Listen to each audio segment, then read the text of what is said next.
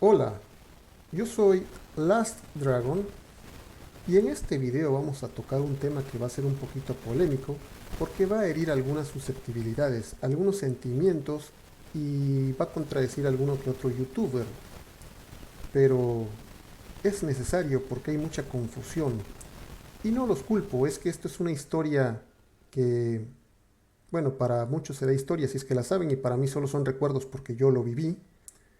Y muchos de los que estén viendo este video seguramente eran niños o ni habían nacido cuando esto se llevó a cabo. Pero el tema es qué es Unix y qué no lo es. Y alerta de spoiler, de entrada FreeBSD y muchos BSDs no lo son. Pero antes de que se les rompa su corazón vamos a explicar por qué y por qué es muy bueno que no lo sean. Qué bueno que no lo son. Hace muchos ayeres, prácticamente hace 2 décadas, hace más o menos 20 años, ya existía Linux, ya tenía éxito en el mundo de los servidores, ya estaba en las empresas. Este Linux, eh, que es un muy buen sistema operativo desde entonces, eh, tenía mucho éxito. Y esto despertó el celo y la codicia de muchas personas, el odio de otras instituciones. Por ejemplo, ahorita Microsoft ama Linux, pero estamos hablando de una época en la que Microsoft odiaba con todo su corazón a Linux. Si Balmer hubiera podido, si Bill Gates hubieran podido, hubieran destruido hasta el último código fuente de cualquier distribución de Linux, porque amenazaban su imperio, amenazaban su Windows Server, amenazaban el control que ellos tenían sobre las computadoras y sobre los servicios. Linux no los dejó. Y este coraje los ayudó a hacer cosas que vamos a ver en este video. Para empezar hay que entender qué es Unix. Unix es un sistema operativo que fue diseñado por ahí de la década de los 70 del siglo pasado. Esto fue hecho en los laboratorios de AT&T.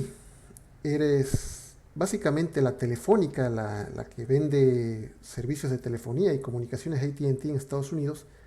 Pues ahí se escribió el sistema operativo Unix.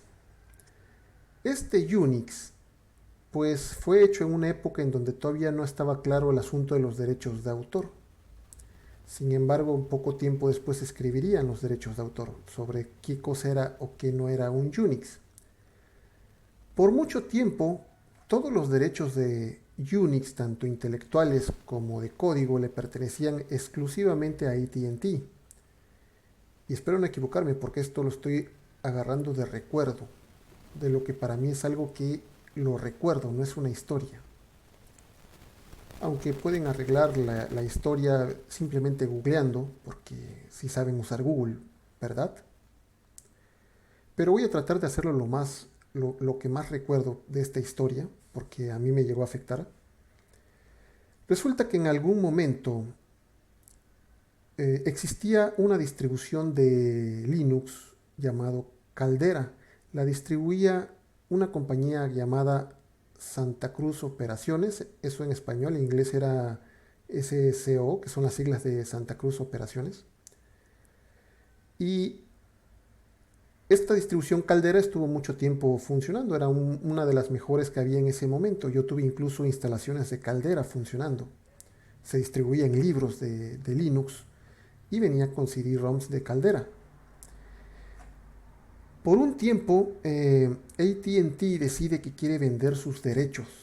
Se los vendió a quien en ese momento era el señor de las redes. Estamos hablando de Novell. Novell, quien hace el sistema operativo Novell Network, que en ese momento era el señor de las redes empresariales. Si tú querías tener un servidor para tu compañía, tenías que ir con Novell porque eran los que tenían el servidor de Novell.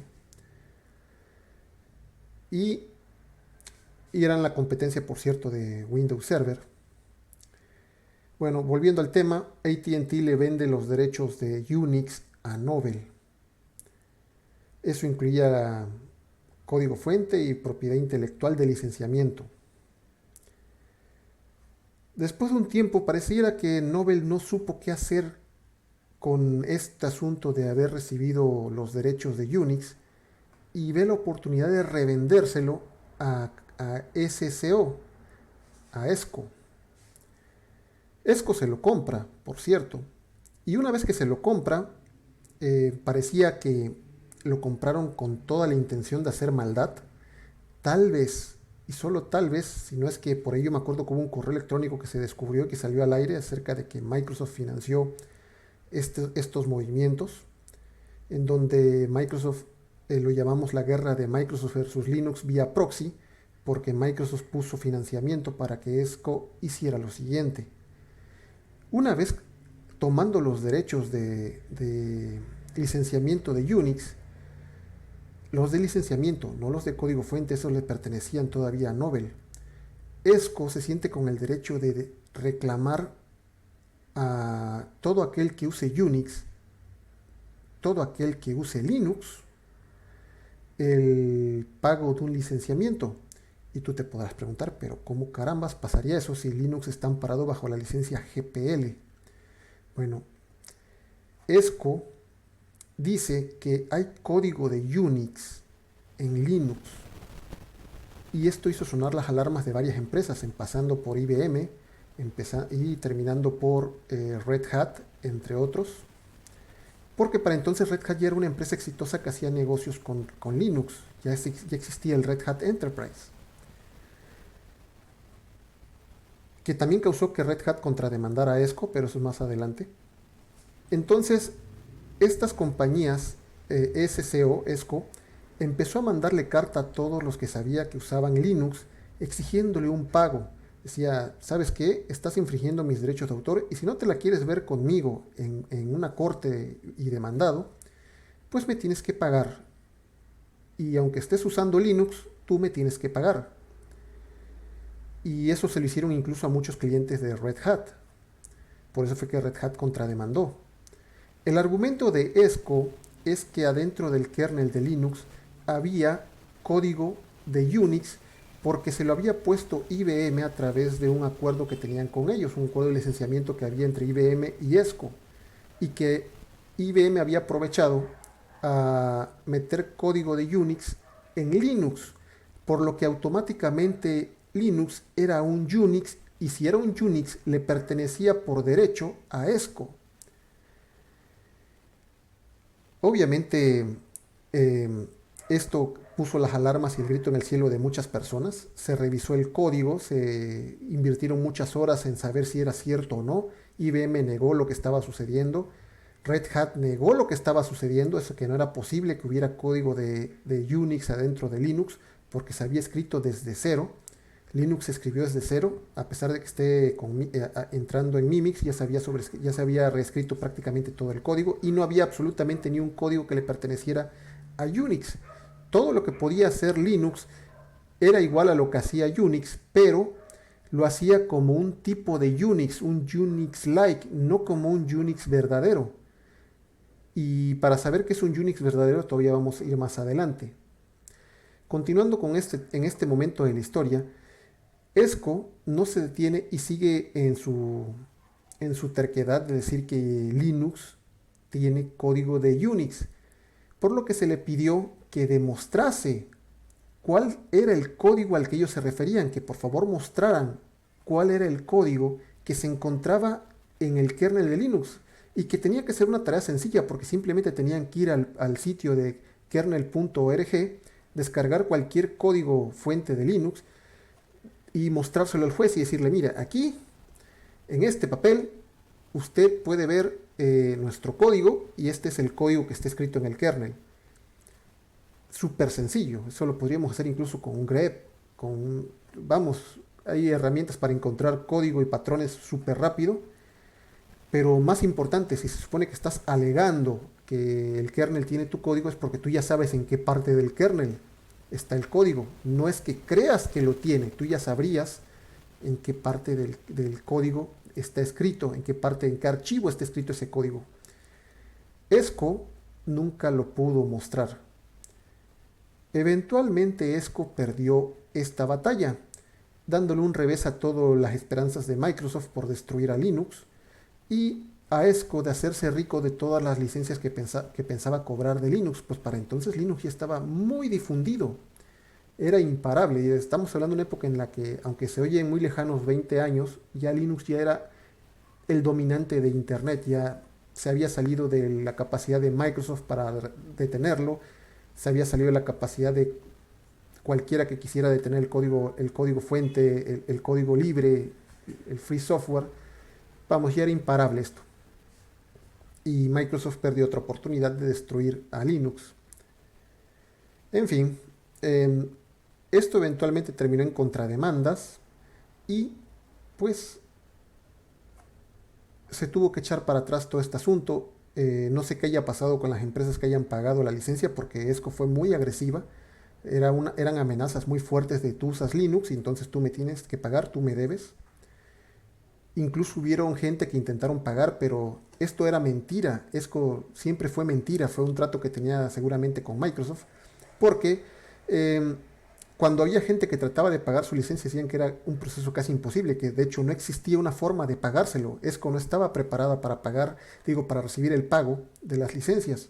Nunca estuvieron preparadas porque no fue su intención. Su intención era por medio de FUD, que es miedo y duda, aterrorizar a todos para que dejaran de usar Linux y usaran otros sistemas operativos como el Windows Server. Pues se les cayó el teatro y no pudieron seguir con esto. Ahora bien, cuando dije que qué bueno que FreeBSD y otros BSD no son un Unix, les dije que eso era muy bueno. Era muy bueno por lo que les acabo de decir. Si hubiese una sola pizca de código de Unix en un FreeBSD o en un FreeBSD o OpenBSD o cualquier otro, no duden que estarían en problemas porque ESCO los hubiera tratado de intimidar. Los ignoró olímpicamente, primero porque no tienen la cuota de mercado necesaria y luego porque pues simplemente es mentira. El código que tiene FreeBSD, FreeBSD, pues no es de un Unix. Aunque lleve el BSD, no es un Unix. Este BSD hace referencia a los códigos libres de la universidad, no que sean de Unix. Así como Linux se tuvieron que reescribir desde cero, porque el dueño de ese momento de Unix era AT&T. Y ya está. O sea que sí, las universidades para no pagar las licencias escribieron sus propios códigos. Pueden ser trabajos derivados si ustedes quieren, pero no era código de Unix y no lo es. FreeBSD es un Unix-like, como lo es Linux. Linux es un Unix-like, que se traduce como Unix. Puede hacer lo que Unix, como si fuera Unix, pero no es Unix. Y pues ahí está. No existe un FreeBSD que es un Unix. Sin embargo, el MacOS sí lo es, a pesar de que viene derivado de FreeBSD. ¿Por qué MacOS sí es FreeBSD, sí es un Unix y su papá, que sería uno de estos BSDs, no lo es? ¿Cómo es posible que si su papá es ilegítimo, él resulte ser legítimo? ¿Qué pasó aquí? ¿Qué es un Unix entonces? Bueno, es que resulta que una especificación eh, existe una especificación para declarar un sistema operativo Unix. No Unix en el código fuente, sino Unix como implementación. ¿Qué cosa es un verdadero Unix? Esta certificación no es otra cosa que eso. Una certificación es como que a ti te digan yo te certifico como CISO, yo te certifico como Red Hat Engineer o yo te certifico como Microsoft Engineer. Bueno, existe una certificación que dice que un sistema operativo se puede certificar como Unix para poder ser declarado Unix. Esta certificación es la Single Unix Specification, o SUS, son sus siglas, SUS si no me acuerdo. Single Unix Specification, una cosa así. Esta organización es la que se encarga de certificar que tu sistema operativo cumple para ser un Unix. Como cualquier certificación, te tienen que verificar para que te certifiquen. ¿Y qué es lo que certifican? Que cumples con el POSIX y todas toda la parte de usuario que se requiere para hacer un Unix, o sea, las APIs, el espacio de usuario. Estos te certifican y dicen tú eres un Unix. Increíblemente, Windows pudiera ser un Unix si se certifica. De hecho, no sé si está certificado o no, pero pudiera ser si se certificara, pero no lo ha hecho tal vez porque no cumple con la certificación, con los requerimientos para certificarse, pero si quisiera, podría. Tal vez ya lo hizo y no me he enterado, o simplemente es tan malo el sistema operativo que no se puede certificar como un Unix. Bueno, FreeBSD, Linux y casi una cantidad impresionante de sistemas operativos basados como Unix cumplen perfectamente con la especificación de Unix del POSIX, por ejemplo, y lo único que tienen que hacer es pagar su certificación. ¿Por qué Linux y FreeBSD no son Unix? Bueno, porque nadie ha pagado para que se certifique. Si alguien pagara, por ejemplo, si Red Hat, que es quien está recibiendo dinero de Linux, decidiera certificar el kernel de Linux como un Unix, pues mañana Linux es un Unix, tan simple como eso. Si la gente que tiene FreeBSD hace su vaquita y consiguen dinero y consiguen capital y pagan su certificación, pues mañana FreeBSD será un Unix. Hoy no lo es, no porque no cumpla con las especificaciones, sino porque no ha sido certificado. Y lo mismo pasa con Linux. Linux cumple con todo perfectamente, pero no ha sido certificado. Por lo tanto, es un Unix-like o como Unix, pero no es Unix, porque nadie lo ha certificado. Entonces, ahí viene la respuesta de por qué, a pesar de que se deriva de un BSD el Mac OS, el Mac OS X, ¿por qué si es un Unix? Bueno, porque Apple tiene todo el dinero del mundo y decidió que como marketing poderle decir a su Mac OS que es un Unix, pues valía la pena como marketing, así que decidieron pagar por la certificación y MacOS es un Unix simplemente porque está certificado como un Unix. Pero es solo un papel, o sea, si no lo certificaban, seguiría siendo un Unix-like, un como Unix, exactamente igual, solo que no podrían decir somos un sistema operativo Unix. Eso es todo, no hay magia. Y por lo tanto, esta es la respuesta. FreeBSD no es un Unix, no tiene código de Unix, porque no está certificado y porque no tiene el código de Unix adentro de él, porque si lo tuviera, ya le hubiera caído toda la voladora de ESCO, toda la fuerza de odio de Microsoft, y pues lo hubiesen extinguido, que esa era la idea. La idea era extinguir a Linux en esta guerra, a la que llamamos la de Microsoft versus Linux, vía proxy, porque Microsoft financia a ESCO para que ESCO se pelee con los demás y a su vez destruyan Linux para que entonces Windows Server pudiese tomar nicho. No pudieron, se echó para atrás, ni modos. Dicen que si no puedes con el enemigo, únetele, pues eso es lo que pasó. Todo este amor que tiene Microsoft por Linux es por la resignación. Dijeron, ¿sabes qué? No podemos contra algo tan grande como Linux. La gente tiene una licencia GPL en la mano, no tiene que pagar por él. Se pueden hacer empresas como Red Hat que son exitosas o simplemente usarlo como Debian, que es libre completamente, o como CentOS o como Rocky Linux ahora, que son las últimas versiones de Red Hat completamente libres. Es imparable, o sea, ni con todo el dinero del mundo vamos a poder detener Linux. Y lo mejor que podemos hacer ahora es mejor decir que lo amamos, porque si no quedamos como lo que éramos, los villanos. Estamos hablando de que en esa época, si no saben por qué los linuxeros tienen tanta aversión contra Microsoft, es por esto, es porque no es que Microsoft sea la víctima. Microsoft odiaba a Linux, decidió que quería destruirlo. Yo me acuerdo de eso, para mí no es una historia, para mí es un recuerdo. Yo me acuerdo de la destrucción que quiso hacer Microsoft. Y como yo me acuerdo de eso, que me vengan a contar que Microsoft ama a Linux, no es para menos que solo para reírme. Claro que no. Lo que pasa es que ya se resignaron a que no lo pueden dominar. Pero lo cierto es que hasta el último momento de esa batalla quisieron destruirlo. quisieron acabar con Linux porque les arruinó el negocio y lo hizo. O sea, vamos a ver las gráficas y veremos que Windows en Internet ha caído completamente. No está presente. Tuvo su momento de gloria unos pocos años y luego volvió a caer. Y de nuevo quien domina el Internet es Linux. Muchas licencias perdidas, mucho dinero en licencias que nunca podrán ser cobradas porque las tiene Linux en servidores en Internet. Y ya está. Así que simplemente es este el motivo por el cual los linuxeros de la vieja escuela odian a Microsoft, porque nosotros sí nos acordamos cuando Microsoft quería destruirnos, cuando nos trataban de hippies, cuando nos trataban de locos comunistas, y nosotros simplemente queríamos tener un sistema operativo libre porque creímos que la computadora tiene que hacer lo que nosotros decimos.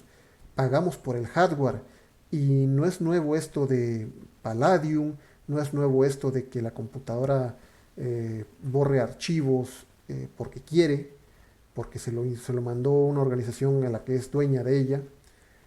Pues nosotros pensamos que las computadoras, como yo la pagué, es mi propiedad y por lo tanto tiene que hacer lo que yo le diga, no lo que Microsoft, no lo que Apple, no lo que IBM o nadie más diga.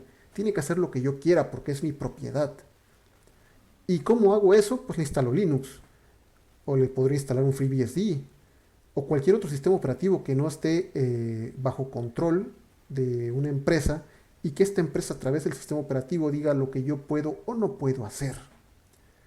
Entonces, pues esta es la razón de por qué FreeBSD no es un Unix.